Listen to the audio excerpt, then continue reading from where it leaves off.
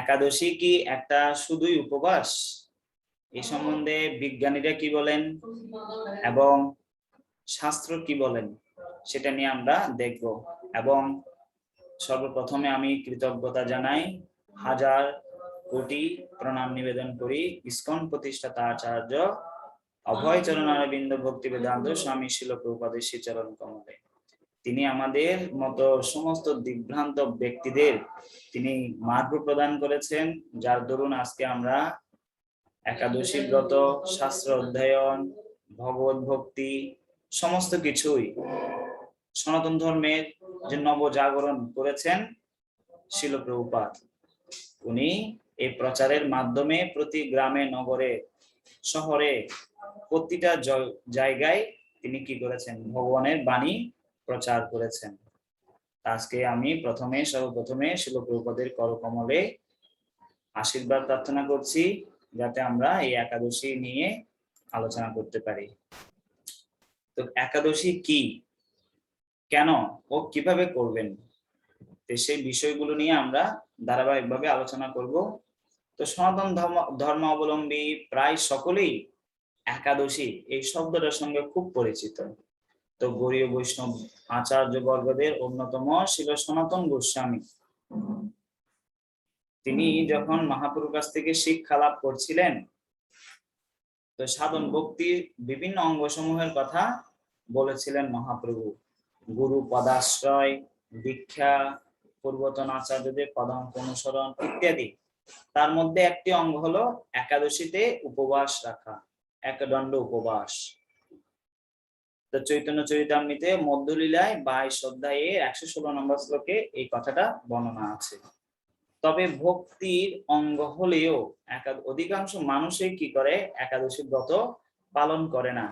তা আমি একটা সংকল্প করলাম বা চেষ্টা করব যে এই একাদশী প্রচার করার জন্য আমরা প্রত্যেকে যেন সচেষ্ট হই।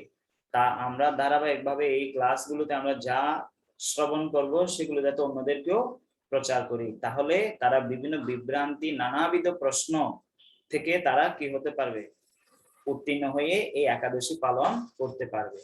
তো কি কি বিষয় নিয়ে, একাদশী কি, একাদশীতে কেন শস্য বর্জন করতে হয়, একাদশী কি শুধু বিধবাদের জন্য নাকি সকলের জন্য। তো অনেকে বিকৃত করে একাদশী শব্দটাকে বলে একার দশা যাকে পেয়েছে সে একাদশী রাখবে, মানে যিনি বিধবা হয়েছে, এরকম করে অনেকে বলে, নাকি এটা সবার জন্য। এমন নয় যে এটা শুধুমাত্র যারা বিধবা তাদের জন্য না। হ্যাঁ, তারপর 8 থেকে 80 বছর বয়স যাদের বয়স, তারা একাদশী রাখতে হবে। 80 বছর পরেও রাখা যাবে যদি বেঁচে থাকে। হ্যাঁ, তারপর কেন সেদিন উপবাস থাকতে হবে একাদশীর দিন, এর কি বৈজ্ঞান ভিত্তিক কোনো ব্যাখ্যা আছে? আজকে আমরা জানবো বৈজ্ঞান ভিত্তিক ব্যাখ্যা। একাদশীর উপবাসের দিন নির্ধারণের সঠিক উৎস বা উপায়টা কি? এক এক সময় দেখা যায় কোনো জায়গায় এখানে উপবাস আছে, কোনো জায়গায় আছে পরের দিন আছে, আগে পরে, এগুলো নিয়ে আমরা বিভ্রান্তির মধ্যে পড়ি। আসলে কোন দিনটাই সঠিক উৎস, সঠিক উপায়টা কি, এটা নিয়ে জানবো। তারপর উপবাস দিন নির্ধারণে কোন সম্প্রদায় আদর্শ অনুসরণ করা উচিত। তো উপবাসের বিভিন্ন দিন নির্ধারণ করছে বিভিন্ন সম্প্রদায়। তো কোন সম্প্রদায়ের আদর্শ সঠিক রয়েছে, কোনটা আমি অনুসরণ করব, সেটা দেখবো আমরা। তারপর একাদশীর পালন কাল কিভাবে নির্ণয় করা হয়, একাদশী পালনের সঠিক পন্থা ও উদ্দেশ্য কি, আমরা একাদশী পালন করব এবং এর যথার্থ উদ্দেশ্যটা কি হবে আমাদের। এছাড়াও একাদশী প্রসঙ্গে নানাবিধ দ্বন্দ্ব নিরসন বৈজ্ঞানিক এবং আধ্যাত্মিক এবং জ্যোতির্বিদ্যার আলোকে আমরা এই আলোচনাগুলো করব। তো আজকে প্রথমে আমরা আলোচনা করব বৈজ্ঞান ভিত্তিক আলোচনা। একাদশী শব্দের অনেক অর্থ রয়েছে, এর অর্থ আমি দুইটা অর্থ নিয়ে আলোচনা করব। একটা হচ্ছে বাহ্যিক অর্থ। বাহ্যিকটা কি, একাদশীর দিন রবি শস্য বর্জন করে উপবাস থাকা। হ্যাঁ, তবে এই ক্ষেত্রে আভ্যন্তরীণ অর্থটা হচ্ছে অধিক গুরুত্বপূর্ণ। আভ্যন্তরীণ একাদশীকে যদি সংখ্যাগতভাবে বিবেচনা করা হয়, তবে 1 + 10 = কি হয়, 11। হ্যাঁ, তো দশমী, যেমন আমরা অনেকগুলো তিথির কথা জানি সংখ্যা, যেমন অক্ষয় তৃতীয়া, গণেশ চতুর্থী অর্থাৎ যেদিন ভগবান গণেশের আবির্ভাব হয়েছে, নাগ পঞ্চমী, অরুণ ষষ্ঠী, অদ্বৈত সপ্তমী, রাধা অষ্টমী, রাম নবমী, বিজয়া দশমী, আর সর্বশেষটা কি একাদশী। তো 10-এর সাথে যখন 1 যোগ করা হয় 10-এর পর 11 একাদশী হয়। এই অতএব বিভিন্ন সংখ্যা অনুসারে বিভিন্ন উৎসব রয়েছে। হ্যাঁ, আভ্যন্তরীণ যে অর্থটি রয়েছে সেটি হচ্ছে একাদশ, মানে হচ্ছে 11। উপভাস শব্দে উপমানে নিকটে, মানে ভগবানের নিকটে বাস করা। তো একাদশীর আভ্যন্তরীণ অর্থটা কি? আমাদের একাদশ ইন্দ্রিয় রয়েছে, এই 5টা হচ্ছে কর্মেন্দ্রিয়, আর 5টা হচ্ছে জ্ঞানেন্দ্রিয়, আর 11 নম্বরটা হচ্ছে মন। এই 11টা ইন্দ্রিয় দিয়ে ভগবানের নিকটে অবস্থান করা, চোখ দিয়ে ভগবানের দর্শন করা, কান দিয়ে ভগবানের কথা শ্রবণ করা, হ্যাঁ, তারপর হাত দিয়ে ভগবানের সেবা করা, পা দিয়ে মন্দিরে গমন করা ইত্যাদি প্রত্যেকটা ইন্দ্রিয় দিয়ে ভগবানের নিকটে বাস করা। তো অনেকে মাঝে মাঝে অনেকে প্রশ্ন করে যে শুধু উপবাস থাকার মাধ্যমে কি ভগবানকে সন্তুষ্ট করা যাবে, সন্তুষ্ট হবে ভগবান? না, সেটা নয়।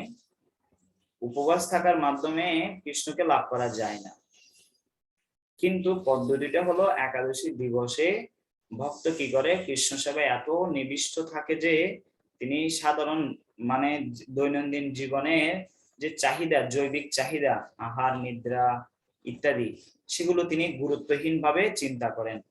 কেন? শিল ভক্তি বিনোদ ঠাকুর তিনি বলছেন, মাধবতীতি ভক্তি জননী যতন পালন করি। মাধব তিথি অর্থাৎ একাদশীটাকে বলা হচ্ছে মাধব তিথি, ভক্তির জননী। এই একাদশী থেকে আমাদের হৃদয়ে ভক্তি জন্মায়, এটা হচ্ছে ভক্তির মা, ভক্তি জননী। তো সেজন্য এটাকে কিভাবে পালন করতে হবে? যতন পালনে করি, অত্যন্ত যত্ন সহকারে আমাদেরকে পালন করতে হবে। হ্যাঁ, যাতে আমরা পুরা দিন ভগবানের নাম, ভগবানের কথা, ভগবানের অধ্যয়ন কোনো না কোনো ভাবে যাতে আমরা ভগবানের কথা স্মরণ করি। এইভাবে করে আমরা ভক্তরা কি করে একাদশ ইন্দ্রিয় দিয়ে ভগবানের সেবা করে। এরপর এখন আমরা আসবো বৈজ্ঞানিক প্রেক্ষাপটে একাদশী। তো বিজ্ঞানে ডিএনএ গবেষণায় জাঙ্ক ডিএনএ নামে একটা ধারণা প্রচলিত আছে। এই ডিএনএ মূলত আমাদের শরীরকে কি করে? আমাদের শারীরিক তথ্য প্রদান করে, বিভিন্ন কিছু ইনফরমেশন দেয়। কিন্তু সেই ডিএনএ এর মধ্যে একটি অংশ রয়েছে যেটি শরীরকে কোনো তথ্যই কি করে না, প্রদান করে না। তো সেই সম্বন্ধে আসলে অনেক বিজ্ঞানী এই বিষয়টিকে কেন্দ্র করে বলে যে ভগবানের কোনো অস্তিত্ব নেই। কেননা যদি ভগবানের অস্তিত্ব থাকতো, সৃষ্টিকর্তা থাকতেন, তাহলে এই জগতের সমস্ত কিছু সঠিকভাবে হতো। কিন্তু ভুল ভ্রান্তি রয়েছে, মানে মানুষ কষ্ট পাচ্ছে, মানে ভগবান নেই। এই ধরনের অনেকে বলে যারা ভগবানের অস্তিত্বে বিশ্বাস করে না।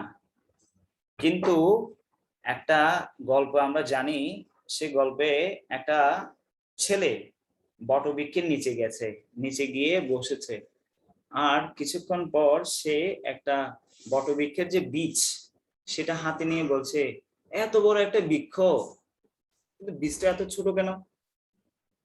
সে ঘুরতে ঘুরতে ঘুরতে ঘুরতে কাঁঠাল বৃক্ষের নিচে গেছে। কাঁঠাল বৃক্ষের নিচে গিয়ে দেখছে কাঁঠাল গাছটা বটবৃক্ষের থেকে অনেক ছোট, কিন্তু কাঁঠালের এই যে বৃক্ষের যে ফল অনেক বড়। তো বটবৃক্ষে অনেক বড় কিন্তু ফলটা অনেক ছোট। ভগবান ঠিক মতো সৃষ্টি করতে পারেনি, এটা যথাযথ নয়। তো সে ঘুরতে ঘুরতে ঘুরতে ঘুরতে আবার কি করলো, সে আবার সেই বটবৃক্ষের নিচে গেছে। বটবৃক্ষের নিচে গিয়ে সে পরিশ্রান্ত অবস্থায় কি করেছে, বসে পড়েছে। হঠাৎ করে তার মাথার উপরে কি পড়লো, একটা বটবৃক্ষের বীজ পড়েছে মাথার উপর। আর সাথে সাথে সে ঘুম ভেঙে গেছে। আর সাথে সাথে সে চিন্তা করছে, ভগবান ভুল করেনি, আমি ভুল বলেছি। যদি কাঁঠাল গাছটার মতো যদি ফল এখানে হতো, তাহলে আজকে আমি হরিবোল হয়ে যেতাম। তো ভগবান যা করেছে সেটা কোনো কি নেই, ত্রুটি ওইখানে ভগবানের মধ্যে নেই। এবং বিজ্ঞানীরা এই ধরনের আরো অনেক ভুল করেছে। পিটুইটারি মাস্টার গ্ল্যান্ড নামক আমাদের মাথার মধ্যে একটা গ্ল্যান্ড আছে, যে গ্ল্যান্ডটা বিজ্ঞানীরা পূর্বে বলতো যে এটা অপ্রয়োজনীয় একটা টিস্যু, কিন্তু তারাই আবার পরবর্তীতে আবিষ্কার করলো না, এই পিটুইটারি মাস্টার গ্ল্যান্ডটা হচ্ছে মস্তিষ্ককে শীতল রাখার জন্য অনেক ভূমিকা রাখে। তারাই পরবর্তীতে আবার আবিষ্কার করেছে। এভাবে দেখা যাচ্ছে ভগবানের সৃষ্টিতে কোনো ভুল নেই, আমাদের ইন্দ্রিয় অপূর্ণ বলে আমরা ভুল বুঝি। তো এই ডিএনএ অংশটি সৃষ্টি কেন করলেন বিজ্ঞানীরা, অনেকে এটা ভুল ব্যাখ্যা করে থাকে। কিন্তু বিজ্ঞান মতে আমাদের প্রতিটা শরীরের প্রতিটা কোষে বিভক্ত হলে সেই বিভক্ত কোষ আবার পুনরায় বিভক্ত হয়, মানে একটা থেকে একটা এক্সপান্ড হয়। তো সাম্প্রতিক বিজ্ঞান অনুসারে বলা হয় এটি অসম্ভব যে অসীম ভাবে এই প্রক্রিয়া চলতেই থাকবে। প্রতিবার একটি কোষে যখন বিভক্ত হয় তখন জাং বি ডিএনএ এর একটি ক্ষুদ্র অংশ হারিয়ে যায়, এবং প্রতিবারই যখন একটি ক্ষুদ্র অংশ হারিয়ে যায় তা আপনার আয়ুষ্কাল ধীরে ধীরে কমতে থাকে। অর্থাৎ যার ডিএনএ ওগুলো জাং ডিএনএ কমতে থাকে তাদের আয়ু কমে যায়। তো শরীরে ডিএনএ থাকবে, আবার সে সাথে যত কম পরিমাণে এই জাং ডিএনএ হারিয়ে যাবে তত বেশি আমাদের কি হয়ে যাবে, আয়ুষ্কাল কমে যাবে। আপনারা খুব মনোযোগ দিয়ে দেখুন, তাহলে বুঝতে পারবেন আমরা কেন এই জাং ডিএনএ কথা আলোচনা করছি। তো পরবর্তীতে বিজ্ঞানীরা এই ধারণা উপনীত হয়েছে, তো কোষগুলো এভাবে চিরতরে অব্যাহত থাকে না, বরং এগুলো কি হয়, বিভক্তিকরণ ঘটে বড়জোর 40 থেকে 42 বার, এবং এক সময় এরূপ বিভক্তিকরণের শেষের দিকে এই জাং ডিএনএ সম্পূর্ণ হারিয়ে যায়। তাহলে এখন মনে প্রশ্ন হতে পারে, জাং ডিএনএ এর সৃষ্টির উদ্দেশ্য কি, ভগবান কেন করেছে এটা? তো পরবর্তীতে গবেষকরা বিজ্ঞানীরা আবিষ্কার করেছে এটি একটি কেসিং এর মতো কাজ করে। হ্যাঁ, এই ডিএনএ দুই পাশে তথ্য সুরক্ষা প্রদান করে, দুই পাশে। দেখুন কৃষ্ণের কি সুন্দর একটা সৃষ্টি, যে মাত্র ডিএনএ এর অংশটি অর্থাৎ হারিয়ে যায় তখন আপনার মৃত্যু অনিবার্য। তো যখন জাং ডিএনএ একেবারে হয়ে জিরো হয়ে যায় তখন আমাদের মৃত্যু হয়। এভাবে বিজ্ঞানীরা জীবনের আয়ুষ্কাল বৃদ্ধির জন্য অনেক গবেষণা করেছে, মানে আরো কিভাবে বেঁচে থাকা যায় এই জগতে। তো জীবনের আয়ুষ্কাল বৃদ্ধির জন্য তারা দুইটা কাজ করেছে। একটি হচ্ছে কোষের বিভক্তিকরণের হার হ্রাস করা, জাং এই যে কোষ যে বিভক্ত হয়ে যাচ্ছে, হ্রাস পাচ্ছে, এটাকে ঠিক করা। কেননা বিভক্তিকরণ যত কম হবে তত কম পরিমাণে জাং ডিএনএ হ্রাস পাবে, অর্থাৎ জাং ডিএনএ নষ্ট কম হবে।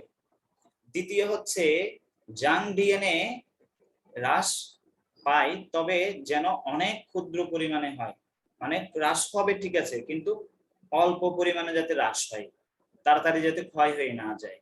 তো এইভাবে মানুষের আয়ুষ্কাল অনেক বৃদ্ধি হবে, আয়ু বেড়ে যাবে। তো বৈজ্ঞানিক ভাষায় এই জাং ডিএনএ কে টেলোমার হিসেবে অভিহিত করা হয়, টেলোমার। তা আপনারা এই বিষয়গুলো নিয়ে আরো যদি বিস্তারিত জানতে চান গুগলে দেখতে পারেন, হ্যাঁ, টেলোমার চার্জ দিয়ে। তো আশ্চর্যের বিষয় আপনারা জানবেন এই যে তিনজন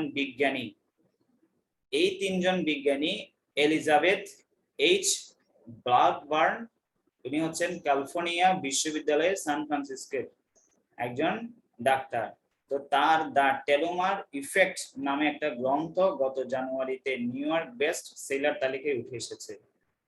তারপর কার্ল ডব্লিউ গেইডার জনস হপকিন্স বিশ্ববিদ্যালয়ের স্কুল অফ মেডিসিনের তিনি একজন অধ্যাপক। তারপর জ্যাক ডাব্লিউ জাস্টাক, হার্ভার্ড মেডিকেল স্কুলের একজন প্রফেসর। এই তিনজন ব্যক্তিত্ব 2009 সালে এই একাদশী নিয়ে গবেষণা করেছে এবং তারা প্রমাণ করেছে যে এই একাদশী রাখলে মানুষের আয়ু বৃদ্ধি হয়ে যায়, রোগ প্রতিরোধ ক্ষমতা কমে যায়, অর্থাৎ মানুষের রোগ কম হবে। হ্যাঁ, এভাবে করে আরো অনেক কিছু দেখিয়েছে যেগুলো আমরা ধারাবাহিকভাবে জানবো। নোবেল প্রাইজ পেয়েছে এই তিনজন ব্যক্তি। তেমন নয় যে কৃষ্ণ যে পদ্ধতিটা দিয়েছে একাদশী রাখার বিষয়, এটা শুধুমাত্র আধ্যাত্মিক ভাবে নয়, এই চিরাচরিত কাল ধরে অনেক বছরের বছর, লক্ষ লক্ষ কোটি কোটি বছর আগে থেকে এই একাদশী পালিত হয়ে আসছে, যেটা বর্তমানে এই বিজ্ঞানীরা গবেষণা করে দেখতে পেয়েছে যে এই জাঙ্ক ডিএনএ হ্রাস কমে যায় কখন, যখন আমরা একাদশী রাখি। এরপরে তারা গবেষণা শুরু করলো কোষের বিভক্তিকরণ টেলোমার হ্রাস পরিমাণ কমানো যায়। অবশেষে কিভাবে? এই দুইটা জিনিস করলে ক্যালোরি কমাতে হবে। যদি আমরা টেলোমার এবং কোষ ডিএনএ, জাঙ্ক ডিএনএ কমাতে চাই, পরিমাণ কমাতে চাই, হ্রাস কমাতে চাই, তাহলে কি দরকার? ক্যালোরি কমাতে হবে। এটি সরাসরি ভাবে ক্যালোরি ইনটেক এর সঙ্গে দিয়ে সম্বন্ধীয়। তো ক্যালোরি যত বেশি অক্ষত থাকবে তত বেশি পরিমাণে টেলোমার হ্রাস পেতে থাকবে, কোষ বিভক্তিকরণ দ্রুত হবে না, অর্থাৎ বিভক্ত কম হবে। কি হলে? ক্যালোরি যদি কমাতে কি হয়, শরীরে কি হয়, শক্তি মানে ভালোভাবে থাকে। যদি ক্যালোরি অক্ষত থাকে, ভালো থাকে, সুস্থ থাকে, তাহলে কি হবে? গবেষণায় দুইটা জিনিস উঠে এসেছে। তো প্রথমটি হচ্ছে যারা মাংসাহারী, তারা মদ্যপায়ী, অত্যাধিক মৈথুনে আসক্ত, নেশা আসক্ত, তাদের ক্ষেত্রে অধিক পরিমাণে টেলোমার হ্রাস পায় এবং তারা খুব দ্রুত মৃত্যুর দিকে ধাবিত হয়। 2 নাম্বার, অপরপক্ষে যারা নিরামিষাশী, তো তাদের ক্ষেত্রে খুব কম পরিমাণে টেলোমার হ্রাস পায় এবং তাদের আয়ু অনেক বেড়ে যায়। আমরা পূর্বে দেখেছি যে আমাদের ঠাকুরমা এবং যারা বয়স্কা, তারা অনেক বছর বেঁচেছে, 100 বছর, 110 বছর, এখনো পর্যন্ত অনেককে আমরা দেখতে পাই। কেন? কারণ তারা নিরামিষাশী এবং জীবনের একটা পর্যায়ে গিয়ে এই তারা নিরামিষ আহার গ্রহণ করে। তার ফলে তারা অনেক সুস্থ থাকে এবং তাদের বার্ধক্য খুব দ্রুত আসে না। বৃদ্ধ হলেও তাদের গায়ে অনেক শক্তি থাকে এবং আয়ু অনেক বর্ধিত হয়। কেন? কারণ নিরামিষাশী বলে। এটা বিজ্ঞানভিত্তিকভাবে প্রমাণিত। এরপরে এই যে গবেষণাটি ব্যবহারিকভাবে পরীক্ষা নিরীক্ষার জন্য 14 জন শিক্ষার্থীকে ব্যবহার করা হয়। এই 14 জন শিক্ষার্থী ক্যালোরি ইনটেক কমিয়ে আনা হয় এবং বিজ্ঞানীরা তাদেরকে নিয়ে 15 দিন যাবত গবেষণা করে। তো মাসে 2টা একাদশী না, 15 দিন পর পর। তো ওরা একাদশীর উপরে গবেষণা করছে 14 জনকে নিয়ে 15 দিন পর পর। এরপর যে ফলটি আসে তা আশ্চর্যজনকভাবে এবং প্রত্যাশিত ছিল। কিন্তু একটা সমস্যা হলো শিক্ষার্থীদের যে ক্যালোরি কম থাকার ফলে তারা দুর্বল হয়ে পড়ে। তো 15 দিন পর পুনরায় শিক্ষার্থীরা পূর্বে খাদ্যাভ্যাসে ফিরে আসে। তো এইভাবে পুনঃ গবেষণার পর দেখতে পাই যে 15 দিনের যে ফলাফলটি পাওয়া গেছে, সে একই ফলাফল পাওয়া যাবে কেউ 1 বা 2 সপ্তাহ অন্তর অন্তর 36 ঘন্টা উপবাস।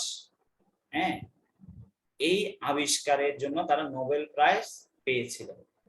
অর্থাৎ যদি কেউ 15 দিন পর পর উপবাস রাখে, খাদ্যাভ্যাস অর্থাৎ 36 ঘন্টা উপবাস থাকে, তাহলে তার ক্যালোরিটা অক্ষত থাকে, জাঙ্ক ডিএনএ হ্রাস পেতে খুব কষ্ট হয় এবং কোষগুলো বিভক্তিকরণ কম হয়।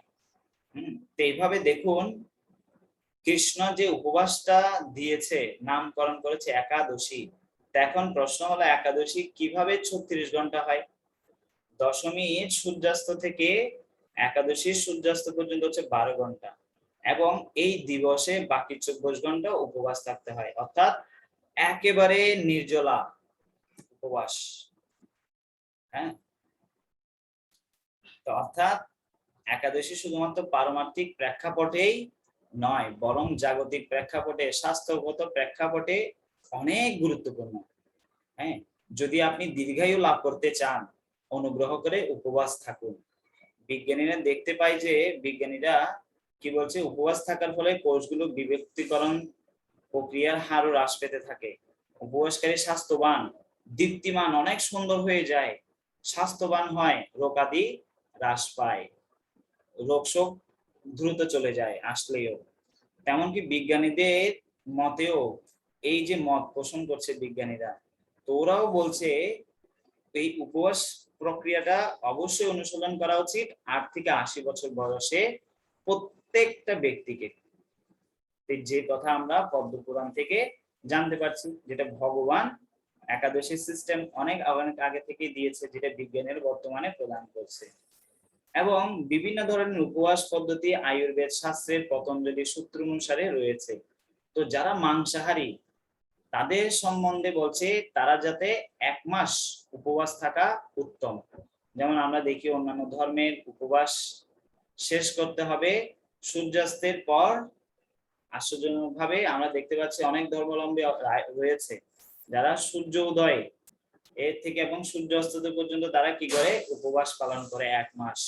হ্যাঁ, এটি খুব বিজ্ঞানসম্মত ভাবে, যেটা পতঞ্জলি সূত্রে বলা হচ্ছে, তাদের স্বাস্থ্যের জন্য অনেক ভালো হবে। এবং যারা নিরামিষাশী তাদেরকে বলা হচ্ছে 1 বা 2 সপ্তাহে অন্তর অন্তর 1 বার হলেও সম্পূর্ণ উপবাস থাকা উত্তম, পুরো দিন। তো পারমার্থিক প্রেক্ষাপটে এর থেকে কষ্টসাধ্য হলেও সর্বোত্তম উপবাস হচ্ছে নির্জল উপবাস থাকা। কিন্তু পারমার্থিক ভাবে কিভাবে সমৃদ্ধ হওয়া যায় সে গতি সম্বন্ধে আমাদের অবলম্বন করতে হবে। তো এখন দেহ হয়তো উপবাস করছে, কিন্তু হরিনাম জপ কীর্তনের মাধ্যমে যেন আমরা আত্মাকে আহার প্রদান করি, এগুলো হচ্ছে আত্মার খাবার। তো এখন কারো মনে প্রশ্ন হতে পারে, আমরা তো নির্জল উপবাস রাখতে পারি না। তো এটা হচ্ছে প্রথম ক্যাটাগরি। কিন্তু না রাখতে পারলেও কোনো ক্ষতি নেই, কোনো ফলের দিকে কমতি থাকবে না, আপনি একই ফল পাবেন। এখানে আমরা 5 প্রকারের পদ্ধতির কথা বলবো। প্রথমটা নির্জলা, দ্বিতীয়টা হচ্ছে জল পান করে আপনি উপবাস থাকতে পারেন, তৃতীয় হচ্ছে আপনি কোনো ফলের রস আস্বাদন করতে পারেন, ব্লেন্ডিং করে আপেল, পেঁপে, যে কোনো কিছু ফলের রস আপনি আহার করে কি করতে পারেন, পান করে উপবাস থাকতে পারেন। এটা হচ্ছে 3 নাম্বার। চতুর্থটা হচ্ছে যদি এটাও করতে অসমর্থ হন তাহলে আপনি ফল গ্রহণ করে উপবাস রাখতে পারেন। পঞ্চম হচ্ছে আপনি অন্যান্য সবজি রন্ধন করতে পারেন, আলু ভর্তা করতে পারেন, আরো যা যা আছে, যে যে জায়গায় যা করা যায় সেটা করতে পারেন। এই হচ্ছে 5টা পদ্ধতি, আপনি যেটাই করতে পারেন সেটাই করতে পারেন, যেটা আপনার পক্ষে অনুকূল সম্ভব। আপনি স্টুডেন্ট, আপনি গৃহিণী, আপনি পেশাজীবী, যাই হন, আপনি যেটা করছেন সেটা যাতে কোনো প্রকারে ঘাটতি না থাকে আপনার কর্মের মধ্যে, তো সেটা ঠিক রেখে আপনাকে একাদশীটা পালন করতে হবে। হ্যাঁ, এই 5টা করলে আপনি যে কোনোটাই করুন না কেন, কিন্তু ফল হচ্ছে একটাই, কোনো সমস্যা নেই। যে যতভাবে যেভাবে পারুক না কেন একাদশীটা যাতে ভালোভাবে করে। উপবাসের মানেটাকেই আমরা আগে আলোচনা করেছি। তা আমাদেরকে দেখতে হবে যোগসূত্র অনুসারে, আধুনিক চিকিৎসা বিজ্ঞানে অনুসারে বলা হচ্ছে নির্জল উপবাস থাকাও শরীরের জন্য ততটা ভালো নয়, আমরা যাতে একদম নির্জলা না থাকি। তেমন কি যদি আপনি উপবাস থাকতে উদ্যোগী হন তবে অন্তত উষ্ণ জল মানে কুসুম কুসুম গরম জল পান করতে পারেন, জল পান করে থাকতে পারেন।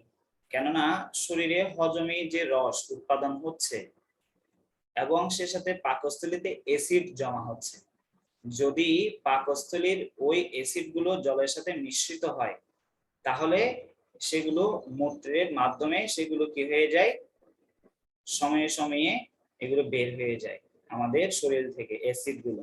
কারণ অ্যাসিড গুলো শরীরে থাকলে সেগুলো ক্ষতিকর। তো শাস্ত্র অনুসারে জল হচ্ছে এমন একটা বস্তু, তা গ্রহণ করে আপনি উপবাস থাকতে পারবেন, আবার উপবাস ভঙ্গ করতে পারবেন। এটা হচ্ছে এমন একটা পদার্থ বা বস্তু। এর উৎকৃষ্ট দৃষ্টান্ত হচ্ছে অম্বরীশ মহারাজ। শাস্ত্রে যিনি মহান একজন ভগবানের ভক্তের কথা বর্ণনা রয়েছে, যিনি পুরো পৃথিবীর রাজা ছিলেন, তিনি প্রতিটা অঙ্গ দিয়ে ভগবানের ইয়া করেছিলেন, এবং তিনি বড় রাজা হওয়া সত্ত্বেও তিনি একাদশী পালন করতেন। একাদশী পালন করতেন কোথায় জানেন? বৃন্দাবনে, মধুবনে গিয়ে। তো পরম ভক্ত বিষ্ণু ভক্ত অম্বরীশ মহারাজ কোনরূপ আহার ব্যতীত তিনি নির্জল উপবাস করতেন। তো অন্তত আমরা যদি চাই জল, ফলের রস, ফলাদি এবং অন্যান্য আহার গ্রহণ করে একাদশী পালন করতে পারি, একাদশী রাখতে পারি, আর একাদশী পালন সঠিক সময়ে করতে পারি। সঠিক সময়ে আমাদেরকে একাদশী পালন করতে হবে, পালনের মন্ত্র বলতে হবে। তো ধারাবাহিকভাবে আমরা আগামী একাদশীতে আলোচনা করব তিথি ও নক্ষত্র বিষয়ক সাধারণ জ্ঞান। 2 নাম্বার হচ্ছে একাদশী কি, শাস্ত্রীয় আলোচনা, এগুলো আমরা করব। 3 নাম্বার হচ্ছে মাস ও পক্ষ অনুসারে একাদশীর নামের তালিকা, এই যে গুরুত্ব, সেগুলো নিয়ে আমরা আলোচনা করব। সবাইকে অশেষ ধন্যবাদ। হরে কৃষ্ণ কৃষ্ণ কৃষ্ণ হরে হরে, হরে রাম রাম রাম হরে হরে। জয় শিল প্রভুপাদ কি জয়। গৌর প্রেমানন্দে। হরে হরে।